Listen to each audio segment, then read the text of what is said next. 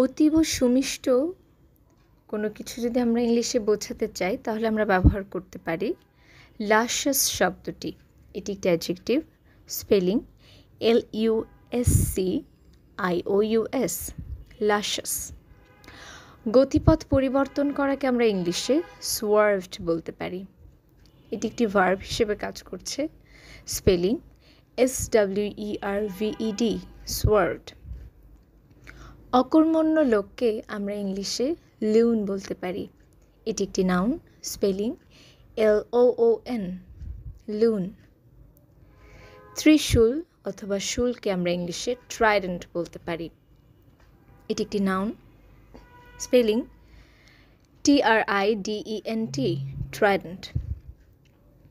এবং উত্তেজনা সৃষ্টিকারী হিংসাত্মক কার্যে প্ররোচনাদায়ক এরকম কিছুকে আমরা ইংলিশে প্রকাশ করতে চাইলে ব্যবহার করতে পারি ইনসেন্ডিয়ারি শব্দটি। এটি একটি অ্যাডজেক্টিভ। Spelling INCENDIARY, ইনসেন্ডিয়ারি। ধন্যবাদ।